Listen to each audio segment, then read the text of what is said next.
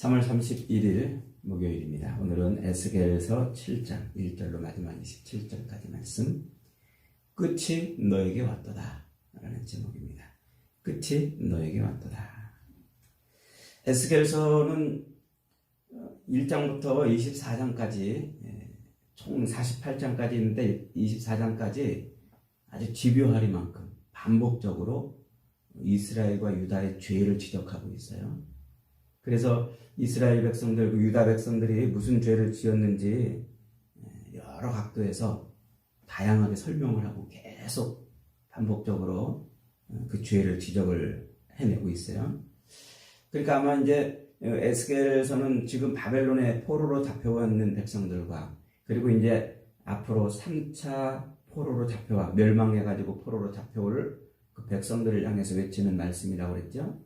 총 22년 동안 백성들에게 말씀을 외치는데, 그 BC 597년부터 또 568년 예루살렘이 멸망할 때까지 그 시대에 유다 백성들이 가지고 있는 생각이 무엇인지를 읽을 수가 있어요. 그러니까 그 유다 백성들은 계속해서 예레미야가 예루살렘이 멸망할 것이다를 외쳤는데도 그들은 꿈쩍도 안 하고 죄악을 돌이키지 않았다는 얘기죠.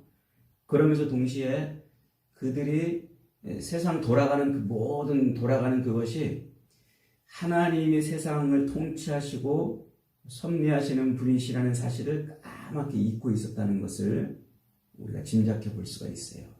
왜 그러냐면 지금 이제 멸망해가지고 포로로 잡혀와 있는 이 백성들에게 에스겔이 다양한 각도에서 다양한 언어로 집요하리만큼 세상 이 모든 것이 하나님이 섭리하시는 것이고 하나님이 너희들의 죄를 지금 심판하셨다라고 지금 말하고 있기 때문이죠. 그러니까 이 백성들, 포로로 잡혀온 백성들은 자기들이 거기 왜 잡혀와 있는지도 지금 잘 모르는 거예요. 자기들이 거기 포로로 잡혀와가지고 지금 이 강제 노역을 하고 있는 이 상황조차도 쉽게 받아들이지 못하고 있는 거죠. 원망하고 탄식하고 불평하고 재수가 없어서 그랬거나, 아니면 우리가 믿는 신이 저 바벨론인들이 믿는 신보다 무기력하고 힘이 없는 신이기 때문에 그랬다라고 생각을 지금 하고 있는 거죠.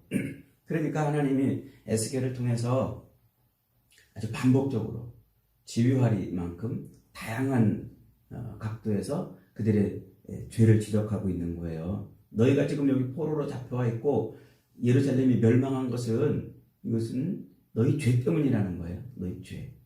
그러면서 하나님이 그렇게 하셨다. 이걸 지금 반복적으로 설명해 주고 있어요. 오늘 우리가 읽은 이 7장도 어제 읽은 6장에 이어서 우상 숭배가 만연한 그 이스라엘 땅에 하나님의 진노가 부어질 것을 지금 예언하고 있어요. 그러니까 이스라엘 땅을 하나님께서 어떻게 하실 것이다? 완전히 파멸시킬 것이다. 그 땅에 살고 있던 백성들도 하나님이 아주 심한 진노로 부으셔서 평강을 잃어버릴 것이다. 그리고 끝내 이방인에게 포로로 잡혀갈 것이다. 이 얘기를 지금 하고 있는 거예요.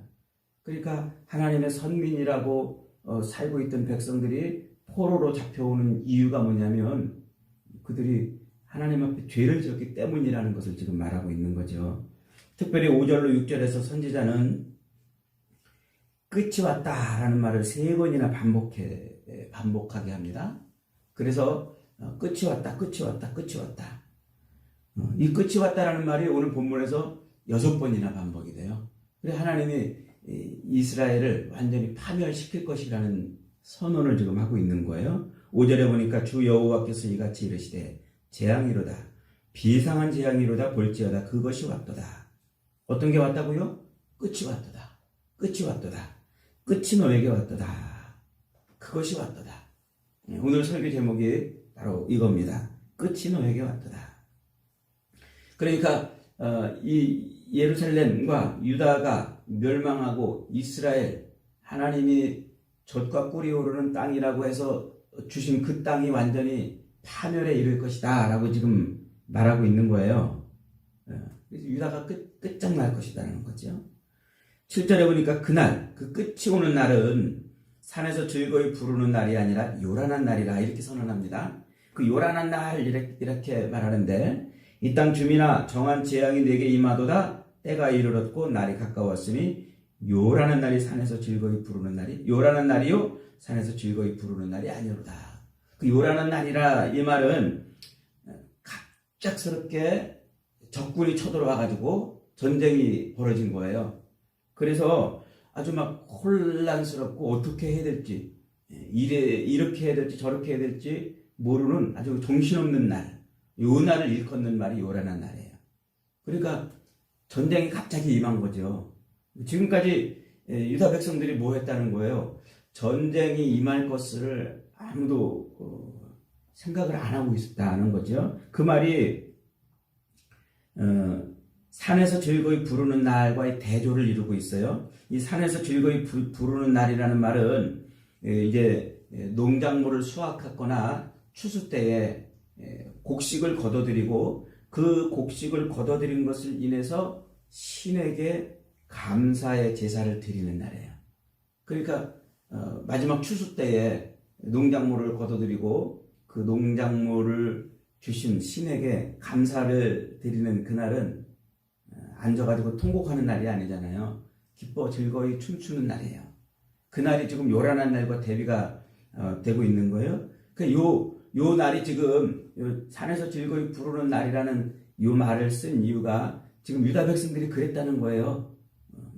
이 가나안 땅에서 그곳에서 자기들이 농작물을 거둬들이고 신에게 감사를 드리는데 이들이 하나님께 감사를 드리는 것 아니에요. 하나님은 율법에 이스라엘 백성들에게 감사를 어떻게 드리라고 말합니까? 성전에서 제물을 가지고 감사제를 드리게 하시잖아요.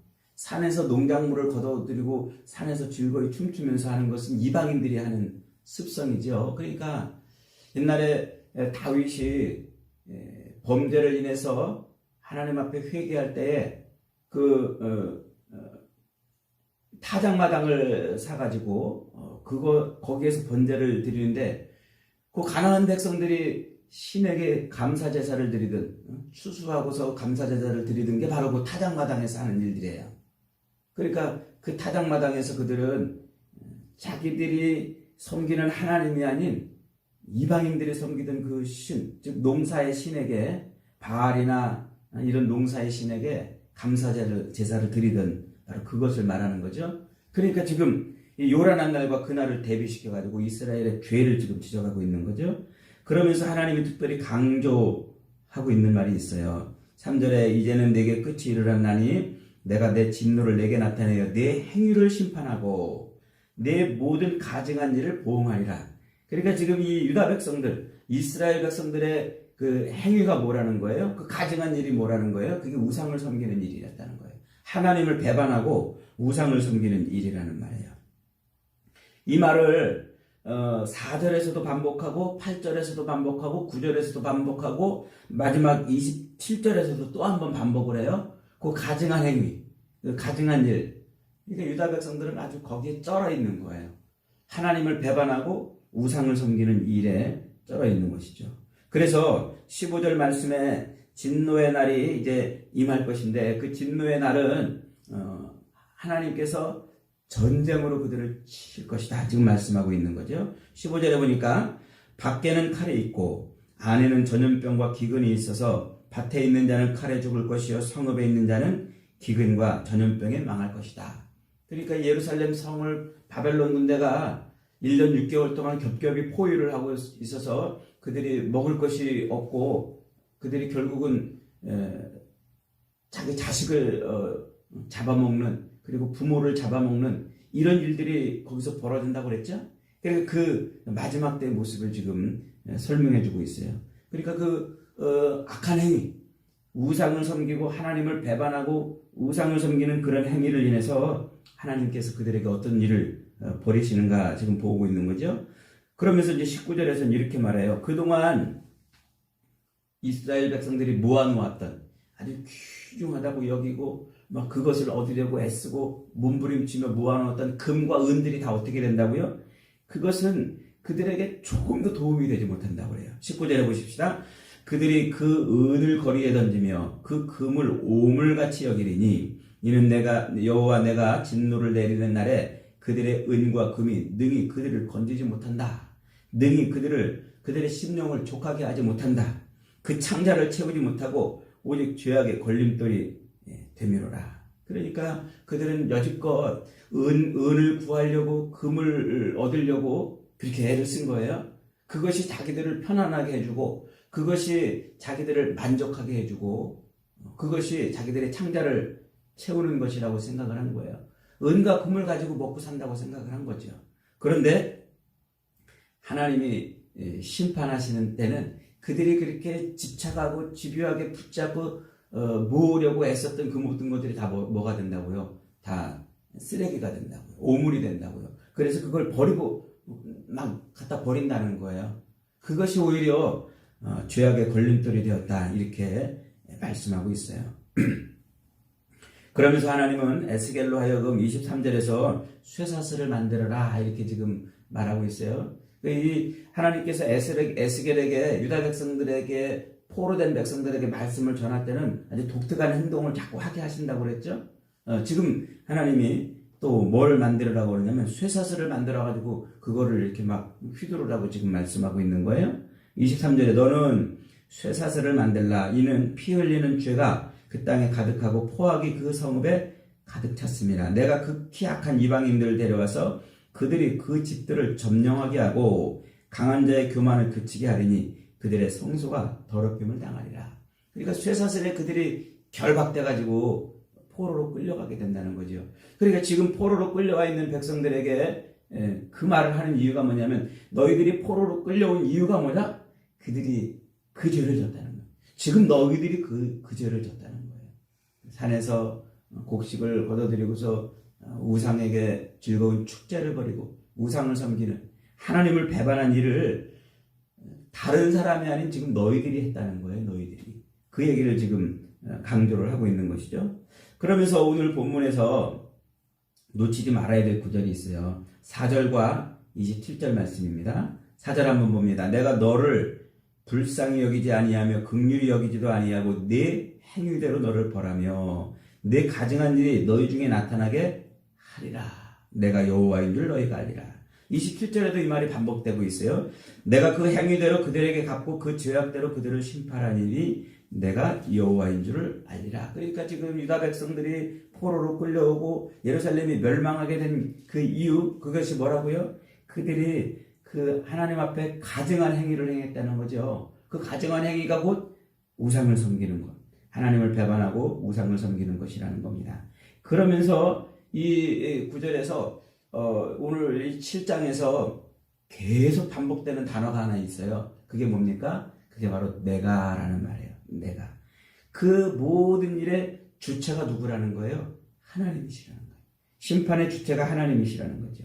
시작도 하나님, 끝도 하나님. 그래서 그 결과, 하나님께서 그들을 심판하심으로 얻어내는 결과가 뭐냐면 내가 여호와인 것을 알게 하리라.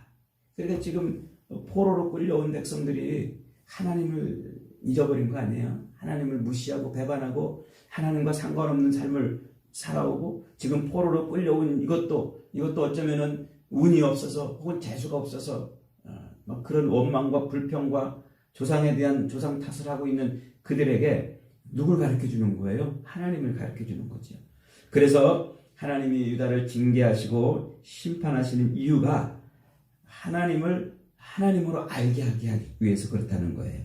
그래서 오늘 7장에서 결국 하나님이 선택한 이스라엘, 그 선택한 한 나라를 파국으로 끝내시겠다면서 우리에게 가르쳐주는 말씀이 그거예요. 세상 모든 것에 뭐가 있다? 끝이 있다. 끝. 그리고 그 시작과 끝이 누구라는 거예요? 하나님이라는 사실을 기억하라는 것이죠. 그러니까 이 말씀을 통해서 우리는 다음 몇 가지를 잊어버리면 안 돼요. 첫째로 모든 나라와 민족의 끝이 있다는 거예요. 이 땅에 어떤 나라든지 이 땅에 어떤 민족이든지 이 땅에 어떤 인간이든지 끝이 없는 인간이 없어요. 구약에서는 이스라엘이라는 민족을 선택해서 끝이 날 것을 지금 말씀하고 있잖아요. 신약에서는 교회를 통해서 마지막 끝이 임할 것을 말하고 있잖아요. 그러니까 여러분, 우리가 이 땅을 살면서 우리 인생도 끝이 있다는 것을 항상 기억하고 또 이 역사의 끝이 있다는 사실을 잊어버리면 안 돼요. 그러면서 두 번째로는 은혜 받을 때도 끝이 온다는 사실이에요. 지금 이제 마지막 때, 이 마지막 날이 이 날은 뭡니까? 하나님의 심판의 날, 징계의 날이죠. 그러니까 지금껏 하나님은, 그 날이 오기까지 하나님은 이스라엘 백성들을 기다려주고 또 기다려주고 그들을 은혜로 이끌어왔습니다. 그러나 그 은혜 받을 그 모든 날들을 물같이 다 허비해버리고 그들은 심판의 날을 지금 당했습니다. 그러니까 하나님의 은혜 받을 때가 있다는 사실을 잊어버리면 안 돼요. 이 기회를 놓치면 안 돼요. 하나님 앞에 늘 우리는 우리 인생의 끝자락, 하나님의 심판이 있을 것을 기억을 한다는 것이죠. 그리고 세 번째로는 하나님이 주신 인생의 기회도 끝이 있다는 거예요. 이스라엘 백성들을 하나님께서 기다려주고 또 기다려주고 그렇게 하나님의 영광을 드러낼 수많은 기회들을 줬지만 그들은 그 많은 기회들을 가지고 하나님을 배반하고 오히려 자기 욕망과 욕심을 채우며 살았다는 거예요. 여러분, 그래서 우리 인생, 우리가 이 70, 80 혹은 길게 살면 100살을 사는 이 인생 동안에 우리가 할 일은요, 다른 것 없어요. 하나밖에 없어요. 하나님과 제대로 관계를 맺는 일이에요. 하나님을 하나님으로 아는 것이죠. 이 인생이라는 게 여러분 다른 게 아니에요. 하나님이 우리 인생을 역사의 이 시점에 우리를 던져놓으시고 70, 80년 살게 하시는 것은 이 인생 기간 동안에 우리로 뭐하게 하시는 거예요? 하나님과의 관계를 바르게 하고 하나님을 온전히 섬기도록 하시는 거예요. 이 기회 동안에 그걸 잃어버리면 안 돼요. 그래서 이 인생을 다른 말로 삶이라 이렇게 말하잖아요. 이 삶, 살아가는 이 기간 동안에 하나님을 만나지 못하고 하나님을 하나님으로 알지 못하면 이 기간은 우리에게 저주밖에 안 되는 거예요.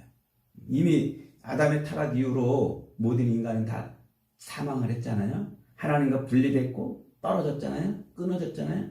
그래서 에덴 동산에서 쫓겨나고 하나님과 단절된 그 죽음의 상태, 그 죄의 상태에서 우리를 건지시고 하나님과의 관계를 회복시키시고 우리를 살리시기 위해서 요 딱 인생이라는 기간 동안에 우리를 넣어놓으시고 요 70년, 80년 동안에 우리로 하여금 생명을 얻게 하시는 거예요. 그래서 이 기간 동안에 우리는 그걸 놓치면 안 돼요. 그래서 요 기간이 삶이에요. 살아나는 기간. 하나님을 만나면 살아나는 것이죠.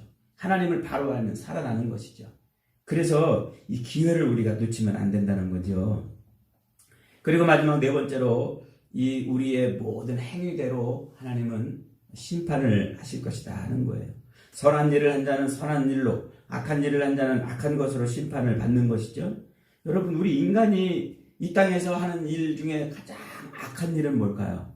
우리가 하는 살면서 벌이는 가장 악한 일, 그것이 남의 물건을 훔치고 남을 때리거나 혹은 남을 해하는 그런 일이 악한 일일까요? 그것도 악한 일입니다만 그것보다 더 악한 일은 이 인생의 주인, 세상의 주인이 하나님이라는 사실을 잊어버리고 하나님을 배반하는 일이에요. 하나님을 배반하고 반역하는 일, 그것이 우리 인생이 벌이는 가장 악한 일인 것이죠. 그래서 이스라엘 백성들에게 하나님이 율법을 주실 때 이스라엘 공동체가 서로 지켜야 될 법이 있었어요. 그것을 이제 흔히 우리가 신학적으로 시민법이라고 말하잖아요. 그래서 제사법, 시민법, 율법을 그렇게 이제 설명하는데 이스라엘 백성들이 서로 그렇게 살면서 남의 물건 해하거나 남을 어렵게 하거나 거짓말하거나 이런 일들을 행할 때 그때 배상하는 법이 있어요. 그렇게 배상하는 이유는 뭐냐면 하나님이 그들 가운데 주인이시기 때문에 그런 일들을, 그런 법을 지키면서 살게 만드는 것이죠. 이게 주권이에요, 주권. 그러니까 이스라엘 백성들은 하나님이 우리 삶의 주권자, 통치자시구나. 이것을 그 법을 지키면서 깨닫는 것이죠. 그런데 이 땅을 살면서 우리가 남을 해하고 거짓말하고 남의 것을 빼앗고 남의 생명을 해하는 이런 일들을 행한다고 한다면 인생의 주권자가 하나님이라는 사실을 잊어버리는 거예요. 그것은 곧 하나님을 배반하고 반역하는 일이죠. 그래서 그게 가장 악한 일이에요. 그러면 반대로 우리 인간에게 가장 선한 일은 뭘까요?